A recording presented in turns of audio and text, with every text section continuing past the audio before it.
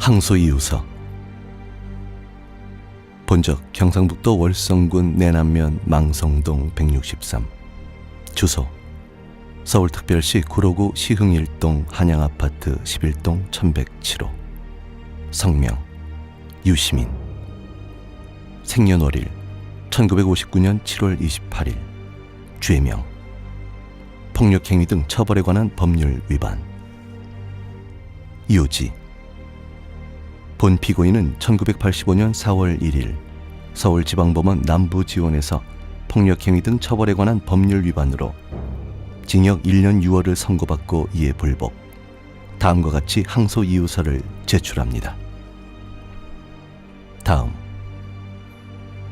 본 피고인은 우선 이 항소의 목적이 자신의 무죄를 주장하거나 1심 선고 형량의 과중함을 애소하는 데 있지 않다는 점을 분명히 밝혀두고자 합니다.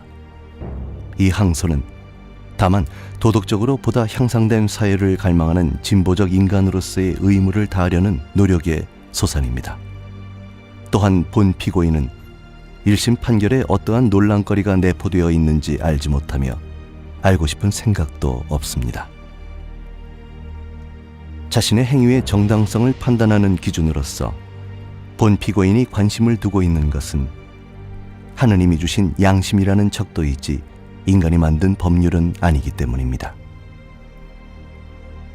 법률에 대한 전문 지식이 없는 본 피고인으로서는 정의로운 법률이 공정하게 운용되는 사회에서라면 양심의 명령이 법률과 상호 적대적인 모순관계에 서게 되는 일은 결코 일어날 수 없으리라는 소박한 믿음 위에 자신의 삶을 쌓아 올릴 수밖에 없었으며 앞으로도 역시 마찬가지일 것입니다.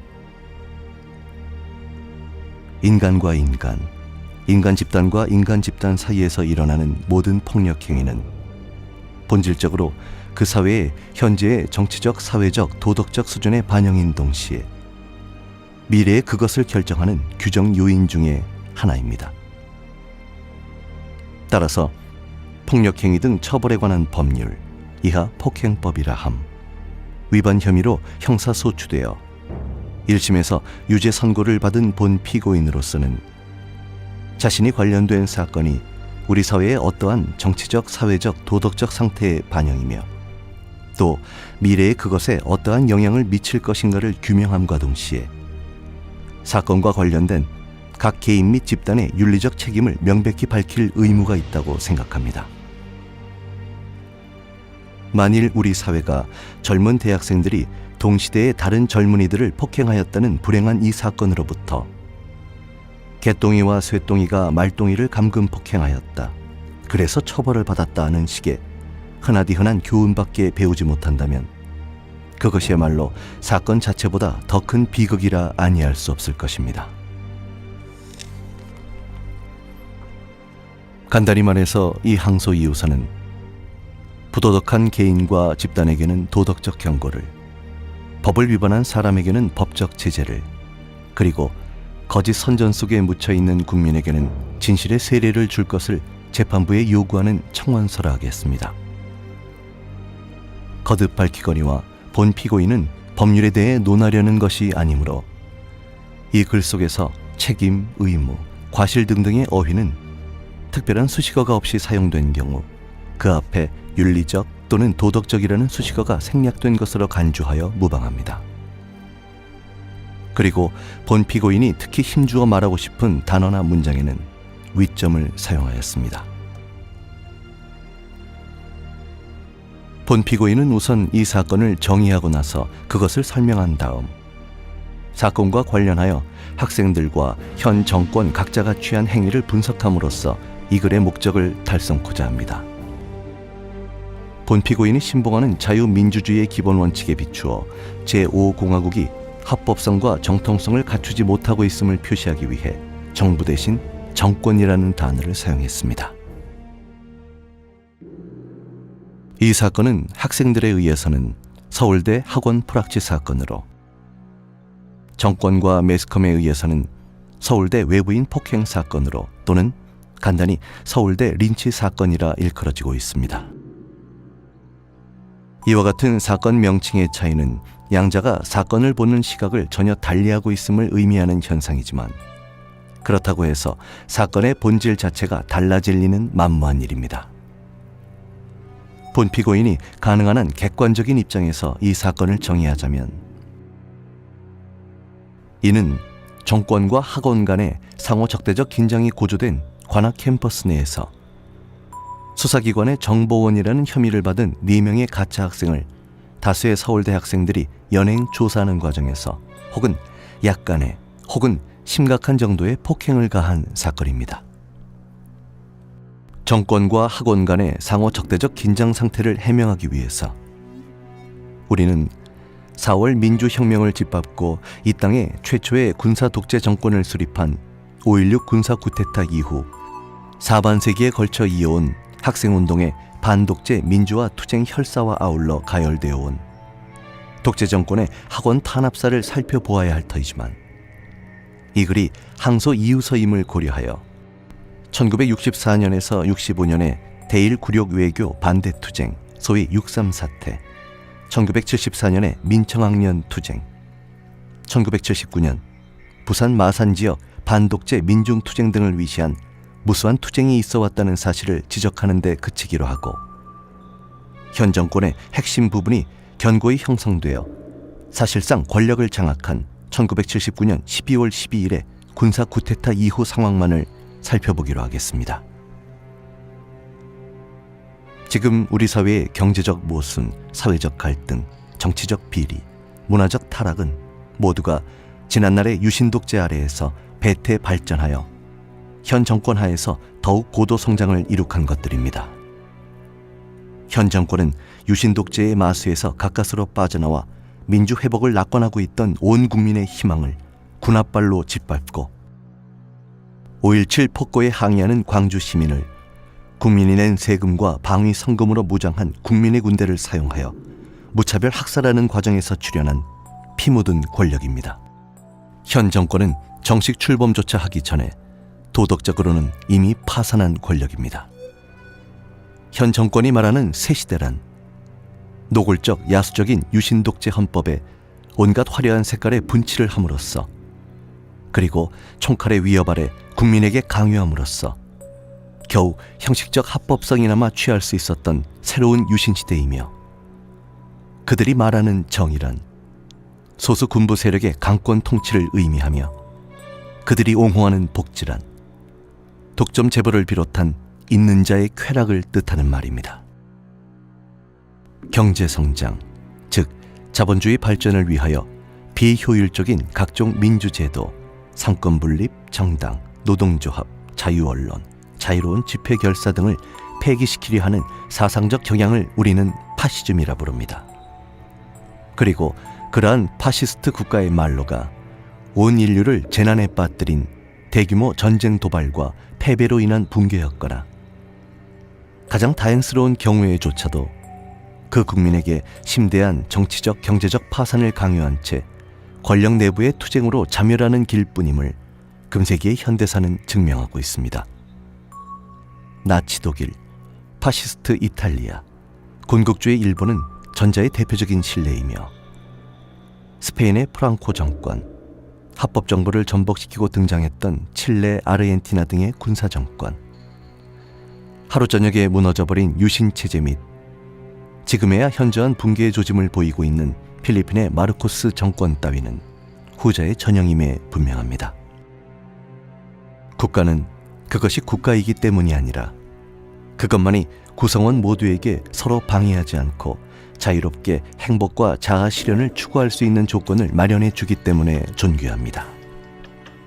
지난 수년간 인간다운 삶을 위한 최소한의 조건을 요구하며 투쟁한 노동운동가, 하느님의 나라를 이 땅에 구현하기 위해 노력한 양심적 종교인, 진실과 진리를 위하여 고난을 감수한 언론인과 교수들, 그리고 민주제도의 회복을 갈망해온 민주 정치인들의 선봉에 섰던 젊은 대학인들은 부도덕하고 폭력적이며 비민주적일 뿐만 아니라 반민중적이기 때문에 국민이 자유롭게 보고 듣고 말할 수 있는 조건 아래라면 단 한 주일도 유지될 수 없는 현 군사독재 정권이 그토록 존귀한 우리 조국의 대리인이 될 수 없음을 주장해왔습니다.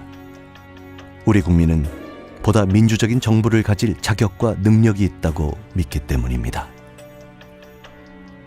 그러나 현 정권은 12.12 군사 쿠데타 이후 4년 동안 무려 1,300여 명의 학생을 각종 죄목으로 구속하였고 1,400여 명을 제적시키는 한편 최소한 500명 이상을 강제 징집하여 경찰서 유치장에서 바로 병영으로 끌고 갔습니다. 뿐만 아니라 교정 구석구석에 감시초소를 세우고 사법 형사를 상주시키는 동시에 그것도 모자라 교직원까지 시위 진압대로 동원하는 미중유의 학원 탄압을 자행하였습니다. 그러면서도 한 번도 이러한 사실을 시인한 적이 없으며 1982년 기관원임을 자칭한 괴한에게 어린 여학생이 그것도 교정에서 강제추행을 당하는 기막힌 사건이 일어났을 때조차 최고위 치안당국자는 국회 대정부 질의에 대하여 교내에 경찰을 상주시킨 일이 없다. 유언비어의 진원지를 밝혀내 발본색원하겠다고 태연하게 답변하였을 정도입니다. 현재 학원가를 풍미하고 있는 정권, 특히 경찰에 대한 불신과 적대감은 이와 같은 정권의 학원 탄압 및 권력 측의 상습적인 거짓말이 초래한 유해한 결과들 중에 한 가지에 불과합니다. 이소부와의 양치기 소년의 거짓말은 양떼를 잃어버리는 작은 사건을 낳는 데 그쳤지만 주 유왕이 미녀 포사를 즐겁게 하기 위해 거짓 봉화를 올린 일은 중국 대륙 전체를 이후 500여 년에 걸친 대전란의 와중에 휩쓸리게 한 계기가 되었습니다. 그러나 현명한 사람이라면 그 누구도 양치기 소년의 외침을 외면한 마을 사람들이나 오랑캐에게 유린당하기까지 주왕실을 내버려둔 제후들을 어리석다 말하지 않습니다. 정권의 주장이라면 콩으로 매주를 쏜다 해도 믿지 않으려는 학생들의 불신은 과연 누구의 책임이겠습니까? 더욱이 야만적이고 부도덕한 학원 탄압은 전국 각 대학에서 목숨을 건 저항을 유발하였고 그 결과 일일이 헤아리기 힘들 정도로 많은 학생들이 생명을 잃거나 중상을 당했습니다. 서울대학교에서만도 고 김태훈, 황정하, 한희철 등 셋이나 되는 젊은 생명이 희생되었습니다. 이와 같은 상황은 83년 12월에 소위 자율화 조치 이후에도 주 전선이 교문으로 이동하였다는 단 한 가지를 제외하면 거의 변함없이 계속되어 왔으며 특히 지난해 9월 총학생의 부활을 전후하여 더욱 강화되었던 수사기관의 학원 사찰, 교문 앞 검문 검색, 미행과 강제 연행 등으로 인해 양자 간의 적대감 또한 전례 없이 고조된 바 있습니다. 즉 소위 자율화 조치 이후에도 학원과 정권 사이의 적대적 긴장 상태는 여전히 지속되고 있었던 것입니다. 이 사건은 바로 이와 같은 조건 하에서 수명의 가짜 학생이 수사기관의 정보원이라는 혐의를 받을 만한 행위를 하였기 때문에 거의 자연 발생적으로 일어난 예기치 못한 사건입니다. 이들의 의심을 받게 된 경위 및 사건 경과는 이미 밝혀진 바이므로 재론할 필요가 없지만 여기에서 가짜 학생에 대해서는 약간의 부연 설명이 도움이 되리라 생각합니다. 그들이 실제로 정보원인지 그 여부는 극히 중요한 정치적 관심사임에 분명하지만 사건의 법률적 윤리적 측면과는 거리가 있는 문제입니다. 왜냐하면 학생들이 연행, 감금, 조사 또는 폭행한 것은 결코 정보원이나 단순한 가짜 학생이 아닌 정보원 혐의를 받고 있는 가짜 학생이었으므로 조사 결과 그들이 정보원이었다고 해서 폭행까지도 정당할 수는 없으며 또 아니라고 해서 학생들의 일체의 행위가 모두 부당했다고 말할 수도 없는 일이기 때문입니다.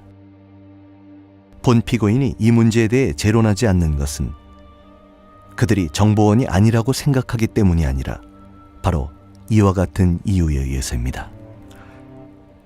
갖가지 목적으로 학생처럼 위장하고 캠퍼스를 배회하는 수많은 가짜 학생들.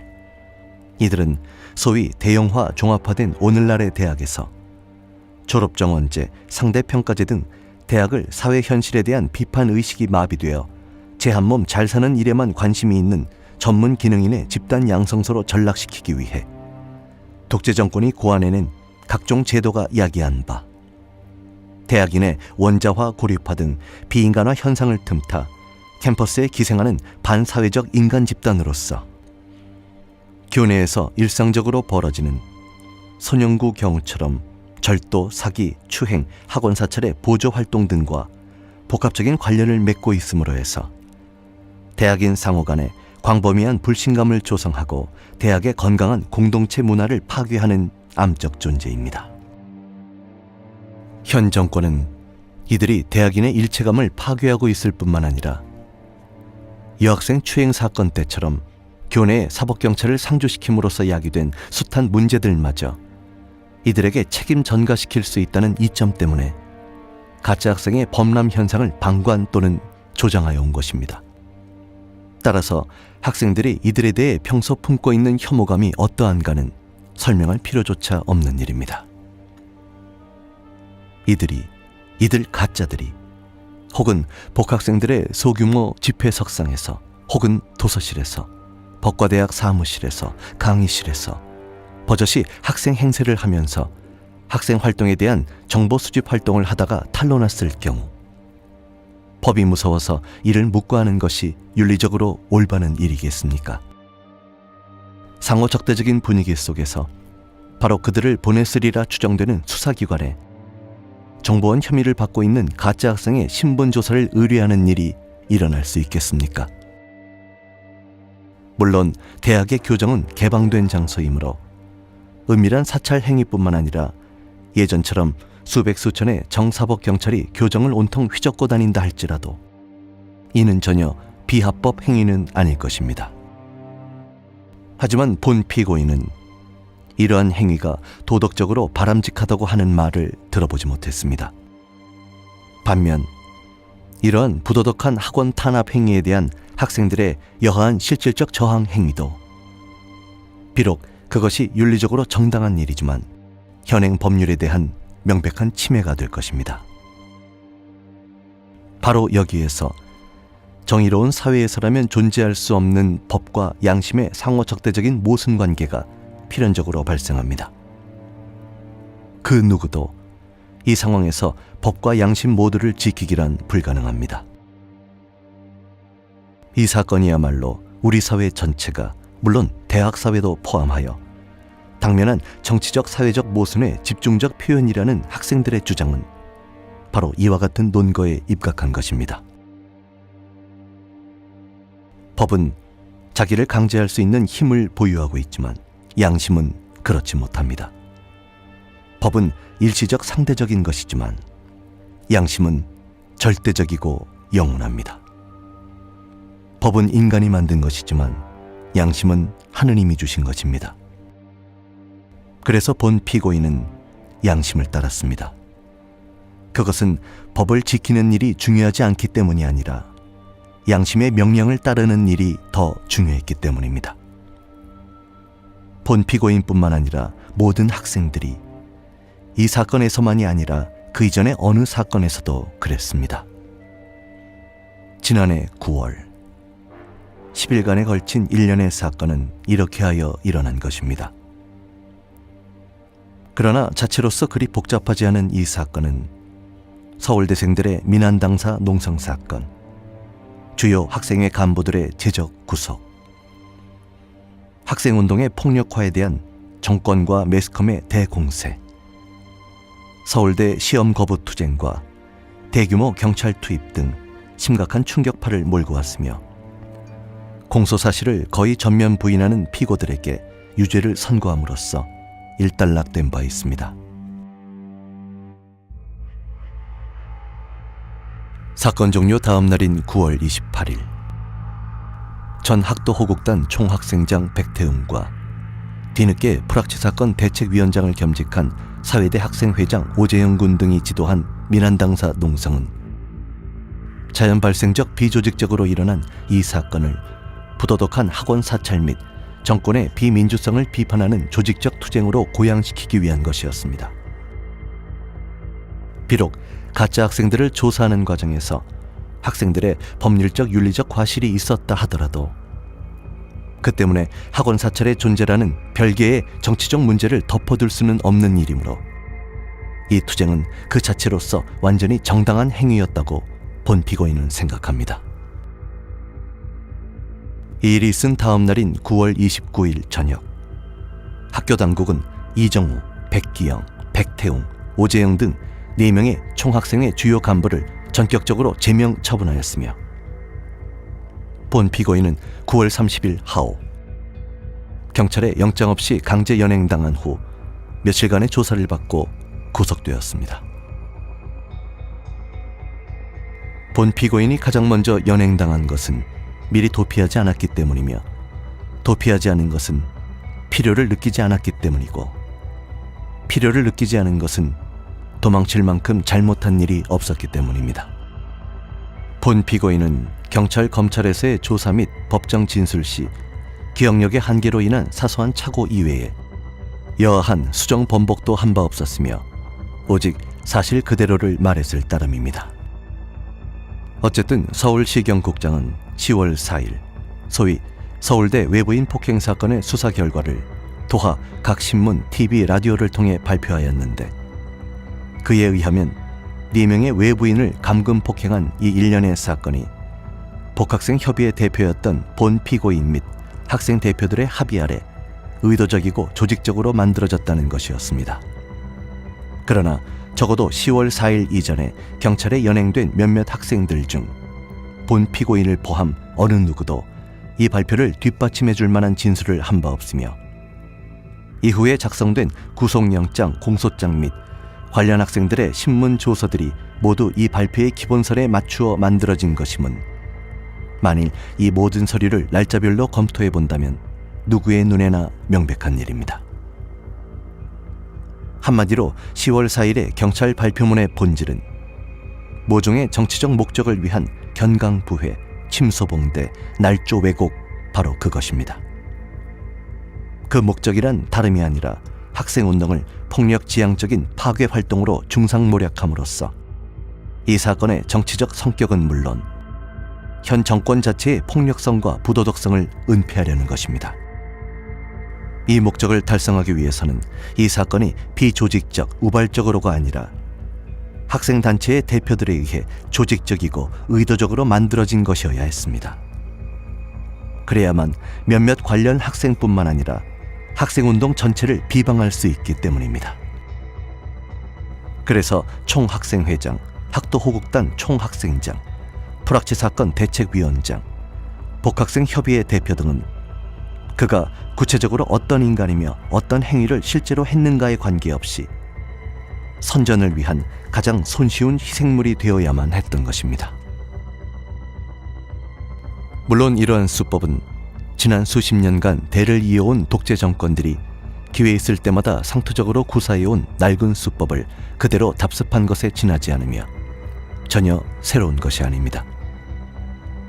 그리고 결과적으로 현 정권은 막 출범한 서울대 학생회 주요 간부의 활동을 실질적으로 봉쇄하는 동시에 60만 대군을 동원해도 때려 부술 수 없는 학생운동의 도덕성을 훼손시키는 데 어느 정도는 성공한 것으로 보입니다. 따라서 마치 자신이 더 도덕적인 존재가 된 듯한 자기 만족조차 조금은 맛볼 수 있었을 것입니다. 검찰 역시 사실을 밝혀내는 일보다는 경찰의 발표를 뒷받침하기에만 급급하여 대동소이한 내용의 공소를 제기하고 그것에만 집착하여 왔습니다.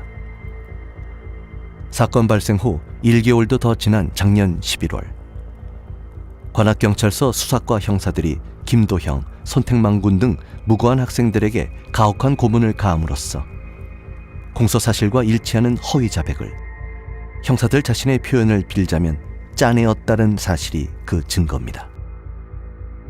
즉 경찰은 본 피고인들이 폭행법을 위반하였다는 증거를 바로 그 폭행법을 위반하여 관련된 학생들을 고문함으로써 짜낸 것입니다.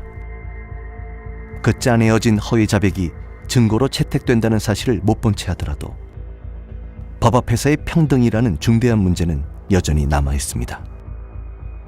전혀 정당한 윤리적 기초를 갖지 못하였기 때문에 양시민으로서는 복종의 의무를 느낄 필요가 없었던 지난날의 긴급조치나 현행 집시법과 달리 이 폭행법은 지켜져야 하며 또 지켜질 수 있는 법률이라 생각합니다. 그러나 각인은 현 정권에 대한 정치적 견해에 따라 이 법 앞에서 불평등한 위치에 놓여 있습니다. 본 피고인은 과문한 탓인지 모르겠으나 학생들을 상습적으로 폭행 고문하는 각 대학 앞 경찰서의 정복과 형사들이 그 때문에 폭행법 위반으로 형사소추당했다는 비슷한 이야기조차 들은 적이 없습니다. 그러나 지난해 5월 19일 민주화운동 청년연합이 주최한 광주항쟁 희생자 추모 집회에 참석하였다가 귀가하는 길에 그녀 자신 재적학생이면서 역시 고려대학교 재적학생인 서원기 씨의 부인 이경은 씨가 동대문 경찰서 형사대의 발길질에 6개월이나 된 태아를 사살한 사건이 일어났을 때 그 부분은 이 법의 보호 밖에 놓여 있음이 누구의 눈에나 명백히 드러났습니다. 고소장을 접수하고서도 검찰은 수사조차 개시하지 않았기 때문입니다. 본 피고인 역시 여러 차례 수사기관에 연행되어 조사받는 과정에서 폭행당한 적이 한두 번이 아니지만 이 법의 보호를 요청할 엄두조차 내본 적이 없습니다. 그런데 그 누구에게도 협박 또는 폭행을 가한 일이 없음에도 불구하고 본 피고인은 폭력범으로 유죄를 선고받고 말았습니다. 본 피고인이 굳이 지난 일을 이렇듯이 들추어냄은 오직 흔히 이야기되고 있는 바 검찰의 정치적 편향성의 존재를 환기하기 위한 것입니다. 즉, 이 사건을 담당한 경찰관 역시 앞에서 밝힌 바 현 정권의 정치적 음모와 무관하지 않았음을 지적하기 위해서였습니다. 결론적으로 검찰이 주장하는 바 공소사실의 대부분은 불순한 정치적 목적을 위해 경찰이 날조한 사건 내용을 뒷받침하기 위한 것으로서 한편에 있어서는 정권과 매스컴이 공모하여 널리 유포시킨 일방적인 편견의 기초 위에 서 있으며 동시에 다른 한편으로는 경찰이 고문 수사를 통해 짜낸 관련 학생들의 허위 자백에 의해 지지되고 있는 공허한 내용으로 가득 찬 것입니다.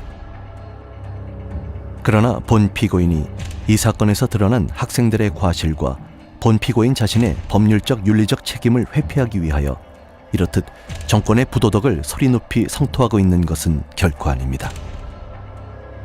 가짜 학생에 대한 연행조사가 윤리적으로 정당하다 손치더라도 이들에게 가한 폭행까지를 정당화할 의향은 없습니다. 조사를 위한 감금은 가능한 한 짧아야 하며 폭행이 있어서는 안 됩니다. 물론 현상적으로 폭력처럼 보인다고 해서 그것이 본질상 다 폭력의 영역에 속할 수는 없지만 무력한 개인에게 다중이 가한 폭행은 비록 그것이 경찰에 대한 이유 있는 적대감의 발로인 동시에 그들이 상습적으로 학생들에게 가해온 고문을 흉내낸 것이라 할지라도 학생운동의 비폭력주의에서 명백히 이탈한 행위라고 판단해야 할 것입니다. 또 폭행을 가한 당사자들이 스스로 나서서 책임을 감당하지 않는 것 또한 비록 그것을 어렵게 만든 당시의 특수한 정치적 사정이 게재됐다 손치더라도 학생들이 가진 윤리적 결함의 표현이라 생각합니다.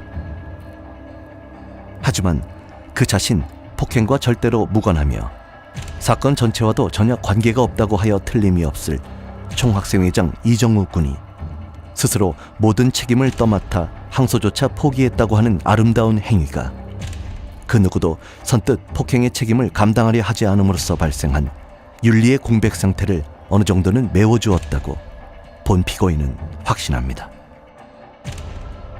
본 피고인은 지시할 필요가 없었으므로 역시 언행이나 조사를 지시한 사실이 없지만 만일 그럴 필요가 있었다면 그것이 위법임은 물론 잘 알지만 언제라도 기꺼이 직접 그들을 연행 조사하였을 것입니다. 본 피고인은 북학생협의회의 사실상의 대표로서 개인적으로 비폭력의 원칙을 준수해야 할 소극적 의무에 부과하여 학생운동의 전체 수준에서도 이 원칙이 관철될 수 있도록 노력해야 할 적극적 의무 또한 완수해야 할 위치에 있습니다. 따라서 문제의 9월 26일 밤 전기동, 정용범, 양인이 구타당하는 광경을 잠시 목격하고서도 그것을 제지하려 하지 않았던 본 피고인에게는 법률적 측면에서는 어떨지 모르겠지만 다른 학생들보다 더 큰 윤리적 책임이 있음에 분명합니다. 또한 임신현, 손영구의 경우에도 본 피고인이 사건에 접했을 때는 이미 감금 및 조사가 진행 중이었으므로 어떠한 지시를 내릴 필요가 전혀 없었습니다. 그러나 본 피고인 자신도 조사를 위한 감금에 명백히 찬동했으며 또 잠시나마 직접 조사에 임한 적도 있기 때문에 법률을 어긴 것은 틀림없는 사실이며 그에 따른 책임이라면 흔쾌히 감수할 것입니다. 그러나 이 두 사람의 경우 가능한 한 짧은 감금과 비폭력이라는 원칙을 관철시키기 위해 최선을 다했으며 실제로 이 원칙이 관철되었으므로 본 피고인은 아무런 윤리적 책임도 느끼지 않습니다. 어쨌든 상당한 정도의 법률적 윤리적 책임이 자신에게 있음을 떠맡기 위해 이종호 군처럼 처신할 수도 있었을 것이며 그 또한 나쁘지 않은 일이었으리라 믿습니다. 그러나 이미 밝힌 바와 같이 너무나도 명백한 정권의 음모의 노리개가 될 가능성 때문에 본 피고인은 사실과 다른 것은 그것이 아무리 사소한 것일지라도 결코 시인하지 않으리라 결심하였고 또 그런 자세로 법정 투쟁에 임해왔습니다. 그래야만 본 피고인은 자신이 느끼고 있는 책임감이 공소사실을 기정사실화시키기 위해 우격다짐으로 요구하는 그것과는 성질상 판이한 것임을 보일 수 있기 때문입니다. 아울러 본 피고인은 이 사건의 재판이 갖는 정치적 의미가 무엇이며 이 사건을 우리 사회의 도덕적 진보의 계기로 삼으려면 사법부가 본연의 윤리적 의무를 완수해야 함을 말씀드리고자 합니다. 이 사건은 누적된 정권과 학원 간의 불신 및 적대감을 배경으로 하여 수명의 가짜 학생이 행한 전혀 비합법적이라 할 수 없지만 명백히 부도덕한 정보 수집 행위가 본질적으로 부도덕하지 않으나 명백히 비합법적인 학생들의 대응 행위를 유발함으로써 빚어진 사건입니다. 지난 수년간 현 정권이 보여준 갖가지 부도덕한 행위들, 즉 학원 내에 경찰을 수백 명씩이나 상주시키면서도 온 국민에게 거짓 증언을 한 치안 당국자의 행위, 소위 자율화 조치라고 하는 아름다운 간판 위에서 음성적인 학원 사찰을 계속해온 이에 관해서는 법정에서 상세히 밝힌 바 있는 수사기관의 행위, 불순한 정치적 목적을 위해 이 사건조차 서슴지 않고 날조 왜곡한 행위 등은 같은 뿌리에서 돋아난 서로 다른 가지에 불과합니다. 하지만 이 재판은 사건의 진정한 원인을 규명하여 그에 대한 처방을 내리는 것이 아니라 학생들의 행위 중 비합법적인 부분만을 문제 삼아 처벌하기 위한 것입니다. 아마도 사법부 자체는 이처럼 부도덕한 정권의 학원 난입 행위를 옹호하려는 의도가 없을는지도 모릅니다. 그렇지만 사태의 전후 맥락을 모조리 무시한 채 폭행 부분이 아니라 조사를 위한 연행 감금마저 형사처벌의 대상으로 규정한 1심의 판결은 지금 이 시간에도 갖가지 반사회적 목적을 위해 교정을 배회하고 있을 수많은 가짜 학생 및 정보원의 신변 안전을 보장한 가짜 학생 및 정보원의 안전보장 선언이 아니라 말할 수가 없는 것입니다. 본 피고인은 결코 학생들의 행위 전부에 대한 무죄 선고를 요구하지 않습니다. 반복되는 말이지만 부도덕한 자에 대한 도덕적 경고와 아울러 법을 어긴 자에 대한 법적 제재가 가해져야 하며 허위 선전에 파묻힌 국민에게는 진실의 세례를 주어야 한다는 것,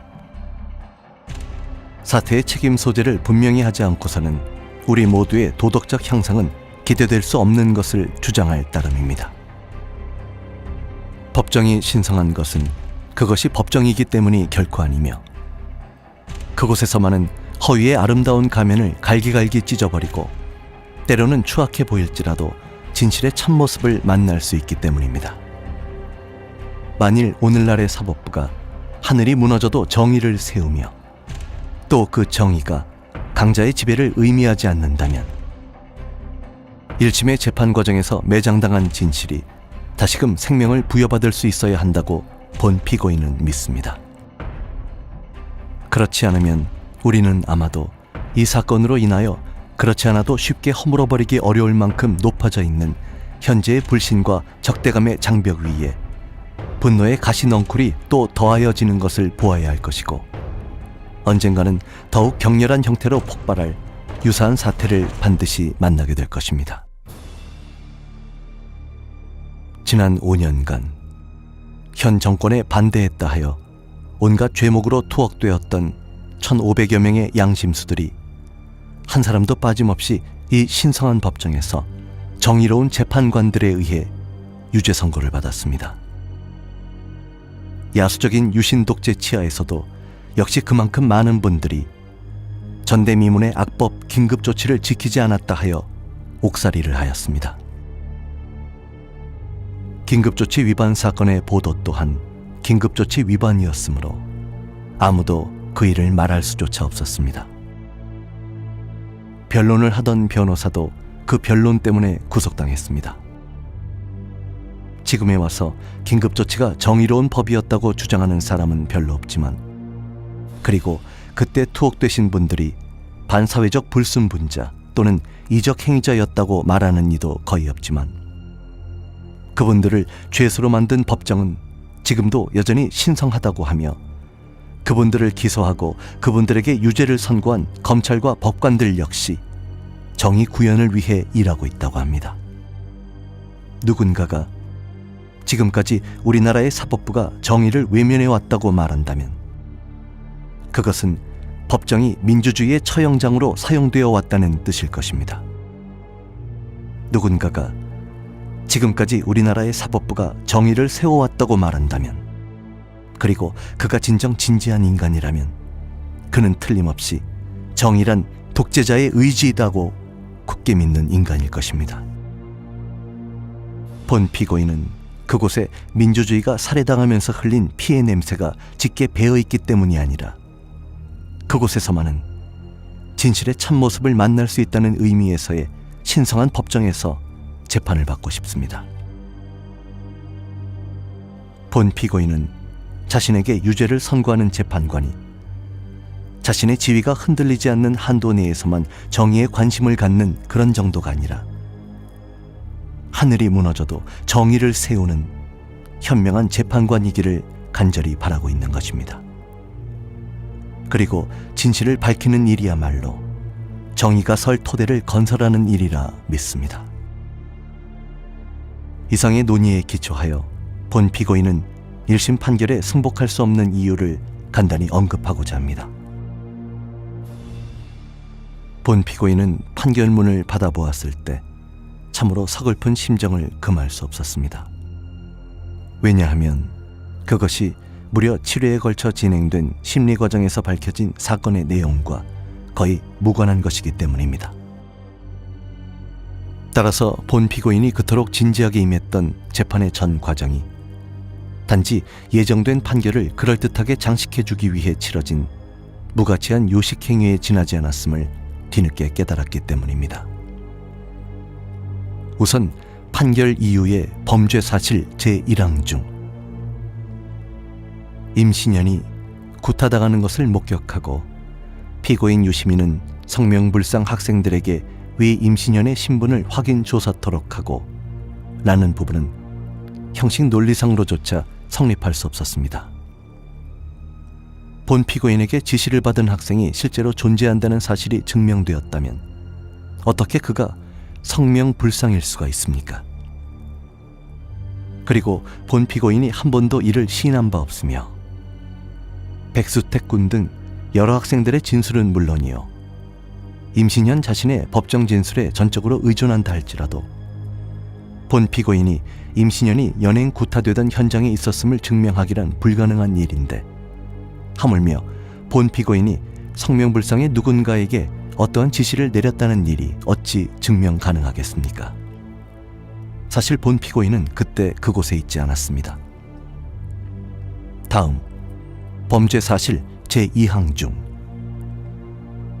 위 김도인은 피고인 백태웅과 피고인 유시민 앞에서 구타하여 동인 손영구를 말함에게 전치 3주간의 다발성 좌상을 가한 부분 역시 백태웅과 유시민에게 조사받는 동안 한 번도 폭행당한 일이 없다고 한 손영구 자신의 법정 진술에조차 모순됩니다. 그리고 범죄 사실 제3항 중 피고인 유시민은 동일 9월 26일을 말함 21시경부터 이길 01시까지 피고인 윤호중, 같은 오재영 및 백기영, 남승호, 오승중, 안승윤 등과 같이 정영범을 계속 조사하기로 결의하고 및 범죄사실 제4항 중 이와 유사한 대목 역시 본 피고인이 당시 진행 중이던 총학생회장 선거관리 및 학생 회칙의 문제점에 관해 선거관리위원들과 장시간에 걸쳐 논의한 사실을 왜곡해 놓은 것에 불과하며 이는 오승중, 김도영 등의 진술에 의해서도 명백히 밝혀진 일입니다. 이 몇 가지 예는 특히 현저하게 사실과 다른 부분을 지적한 것에 불과하며 판결문 전체가 일일이 열거하기 어려울 정도의 유사한 모순점을 내포하고 있음은 두말할 나위조차 없습니다.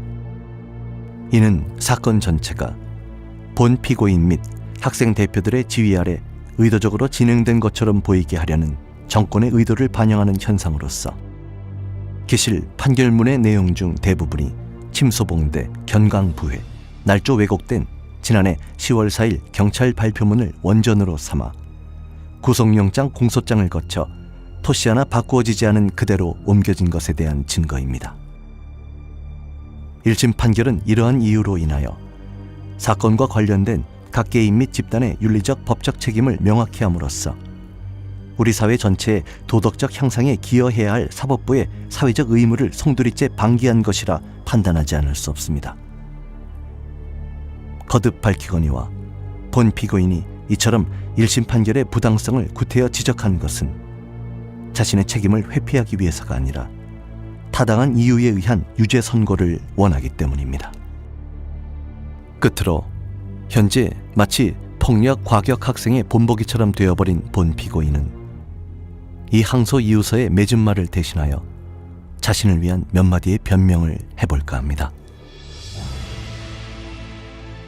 본 피고인은 다른 사람보다 더 격정적이거나 또는 잘난 체하기 좋아하는 인간이 결코 아니며 하물며 빨간물이 들어있거나 폭력을 숭배하는 젊은이는 더욱 아니기 때문입니다. 본 피고인은 거리에서 흔히 볼 수 있는 가장 평범한 청년에 지나지 않으며 늘 불의를 보고 지나치지 말라, 이웃의 아픔을 나의 아픔처럼 생각하라, 거짓말 하지 말라고 가르쳐 주신, 지금은 그분들의 성함조차 기억할 수 없는 국민학교 시절 선생님들의 말씀을 불변의 진리로 생각하는, 오히려 조금은 우직한 편에 속하는 젊은이입니다. 본 피고인은 이 변명을 통하여 가장 순수한 사랑을 실천해 나가는, 조국에 대한 무한한 사랑을 실천하는 행위, 곧 민주주의의 재생을 요구하는 학생들의 투쟁 전체를 옹호하고자 합니다. 지금으로부터 7년 전인 1978년 2월 하순, 고향집 골목어귀 위에 서서 자랑스럽게 바라보시던 어머니의 눈길을 등 뒤로 느끼면서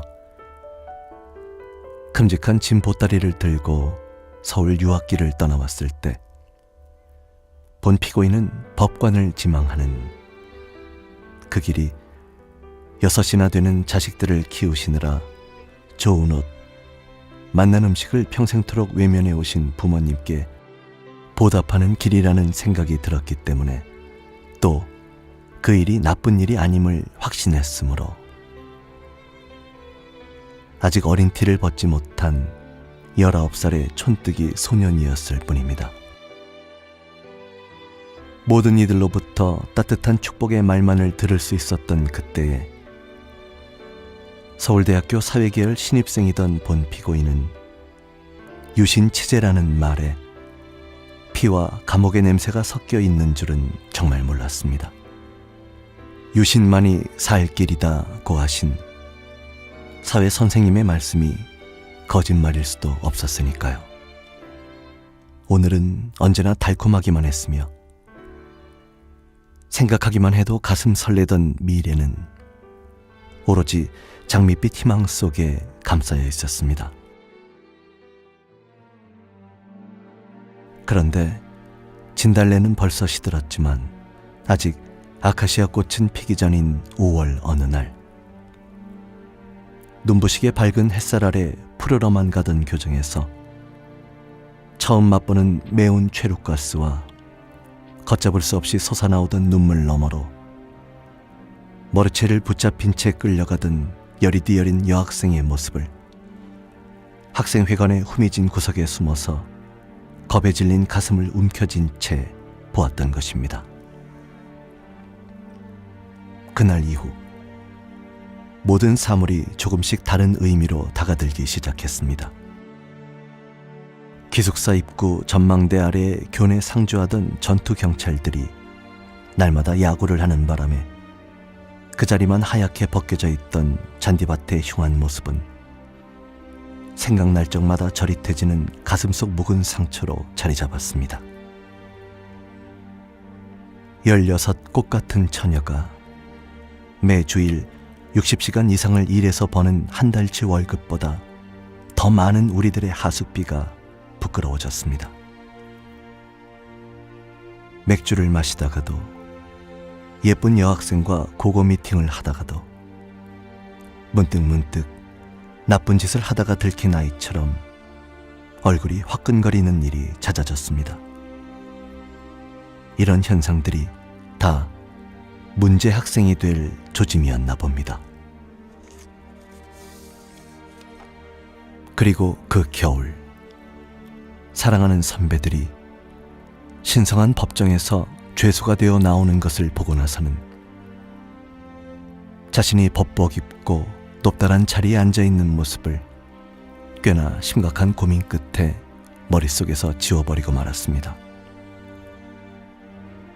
다음해 여름, 본 피고인은 경제학과 대표로 선출됨으로써 드디어 문제 학생임을 학교 당국 및 수사기관으로부터 공인받았고, 시위가 있을 때면 앞장서서 돌멩이를 던지기에 이르렀습니다. 그리고 점증하는 민중의 반독재 투쟁에 겁먹은 유신 정권이 내분으로 붕괴해버린 11.6 정변 이후에는 악몽 같았던 2년간의 유신치하 대학 생활을 청산하고자 총학생회 부활운동에 참여하여 1980년 3월 총학생회 대의원회 의장이라는 중요한 직책을 맡게 되었습니다. 잊을 수 없는 그 봄의 투쟁이 좌절된 5월 17일, 본 피고인은 갑작스레 구속학생이 되었고, 교수와 신부를 때려준 일을 자랑 삼는 대통령 경호실 소속 헌병들과 후일 부산에서 김근조 씨 고문 살해 사건을 일으킨 장본인들인 치안본부 특수수사관들로부터 2달 동안의 모진 시달림을 받은 다음 김대중 씨가 각 대학 학생회장에게 자금을 나누어 받았다는 허위 진술을 해주지 않을 수 없었습니다. 구속 석 달 만에 영문도 모른 채 군법회의 공소기각 결정으로 석방되었지만 며칠 후에 신체 검사를 받자마자 불과 40시간 만에 변칙 입대당함으로써 이번에는 강집 학생이 되기에 이르렀습니다. 이병 전야의 낯선 고장의 이발소에서 머리를 깎이면서 본 피고인은 살아있다는 것이 더 이상 축복이 아니요 치욕임을 깨달았습니다. 그날 이후 제대하던 날까지 32개월 하루 동안 본 피고인은 특변자, 즉 특수학적 변동자라는 새로운 이름을 가지게 되었으며, 늘 감시의 대상으로서 최전방 말단 소총중대의 소총수를 제외한 일체의 보직으로부터 차단당하지 않으면 안 되었습니다. 그리고 영하 20도의 혹한과 비정하게 산 허리를 갈라지른 철책과 밤하늘의 별만을 벗삼는 생활이 채 익숙해지기도 전인 그해 저물녘. 당시 이등병이던 본 피고인은 대학 시절 벗들이 관계한 유인물 사건에 연루되어 1개월 동안 서울 보안사 분실과 지역 보안부대를 전전하면서 대학생활 전반에 대한 상세한 재조사를 받은 끝에 자신의 사상이 좌경되었다는 마음에도 없는 반성문을 쓴 다음에야 부대로 복귀할 수 있었으며 동시에 다른 연대로 전출되었습니다. 하지만 본 피고인은 민족분단의 비극의 현장인 중동부 전선의 최전방에서, 그것도 최말단 소총중대라는 우리 군대의 기간부대에서 3년을 보낼 수 있었음을 크나큰 행운으로 여기며 남에게 뒤지지 않는 훌륭한 병사였음을 자부합니다. 그런데 제대 불과 2달 앞둔 1983년 3월 또 하나의 시련이 기다리고 있었습니다. 지난해 세상을 놀라게 한 녹화 사업 또는 관제 프락치 공작이 바로 그것입니다. 인간으로 하여금 일신의 안전을 위해서는 벗을 팔지 않을 수 없도록 강요하는 가장 비인간적인 형태의 억압이 수백 특변자들에게 가해진 것입니다. 당시 현역 군인이던 본 피고인은 보안부대의 공포감을 이겨내지 못하여 형식적으로나마 그들의 요구에 응하는 타협책으로서 일신의 안전을 도모할 수는 있었지만 그로 인한 양심의 고통은 피할 수 없는 일이었습니다. 이처럼 군사 독재 정권의 폭력 탄압에 대한 공포감에 짓눌려 지내던 본 피고인에게 삶과 투쟁을 향한 새로운 의지를 되살려준 것은 본 피고인과 마찬가지로 강제 징집당한 학우들 중 6명이 녹화 사업과 관련하여 잇따라 의문의 죽음을 당하거나 스스로 목숨을 끊었다는 충격적인 사건이었습니다. 동지를 팔기보다는 차라리 죽음을 택한 순결한 양심의 선포 앞에서 본 피고인도 언제까지나 자신의 비겁을 부끄러워하고 있을 수는 없었습니다. 그것이야말로 순결한 넋에 대한 모욕인 탓입니다. 그래서 1983년 12월에 재적학생 복교 조치를 계기로 본 피고인은 벗들과 함께 재적학생 복교 추진위원회를 결성하여 이 야수적인 강제 징집 및 녹화 사업의 폐지를 위해, 그리고 진정한 학원 민주화를 요구하며 복교하지 않은 채 투쟁하였습니다. 이때에도 정권은 녹화 사업의 존재, 아니 강제 징집의 존재마저 부인하면서 우리에게 복교를 도외시한 채 정부의 은전을 정치적 선동의 재료로 이용하는 극소수 좌경 과격 재적 학생들이라는 참으로 희귀한 용어를 사용해가면서 어용 언론을 동원한 대규모 선전 공세를 펼친 바 있습니다. 그리고 지난해 9월 여러 가지 사정으로 복학하게 되었을 때 본 피고인은 민주화를 위한 투쟁은 언제 어디서나 어떤 형태로든 계속되어야 한다는 소신에 따라 복학생 협의회를 조직하였습니다.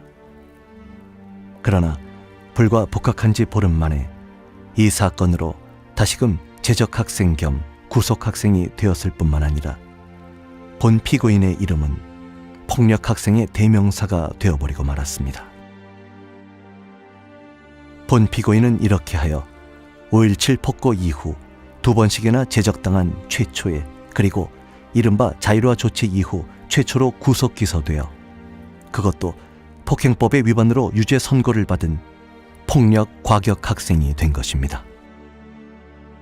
그러나 본 피고인은 지금도 자신의 손이 결코 폭력에 사용된 적이 없으며 자신이 변함없이 온화한 성격의 소유자임을 의심치 않습니다.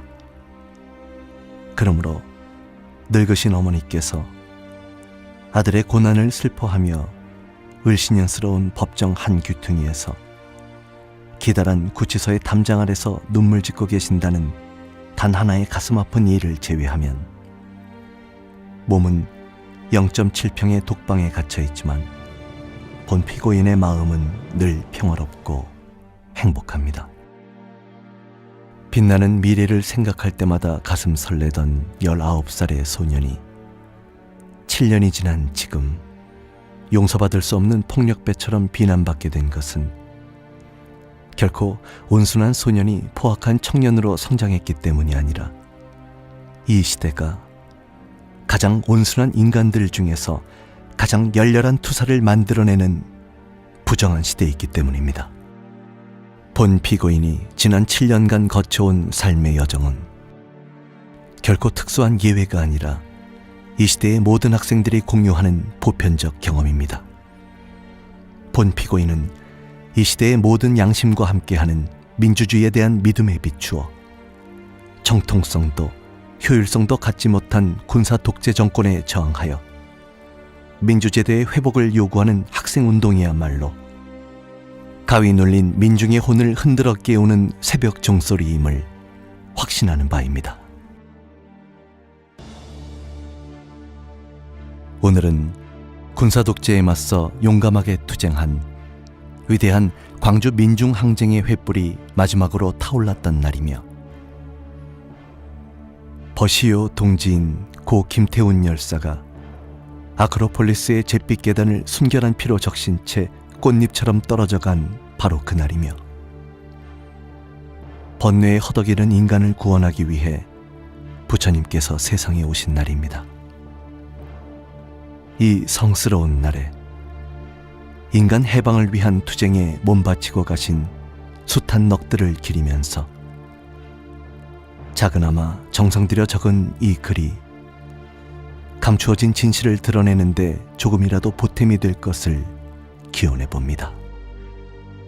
모순투성이이기 때문에 더욱더 내 나라를 사랑하는 본 피고인은 불의가 횡행하는 시대라면 언제 어디서나 타당한 격언인 네크라소프의 식구로 이 보잘것없는 독백을 마치고자 합니다. 슬픔도 노여움도 없이 살아가는 자는 조국을 사랑하고 있지 않다. 1985년 5월 27일 유시민 서울형사지방법원 항소 제5부 재판장님 귀하.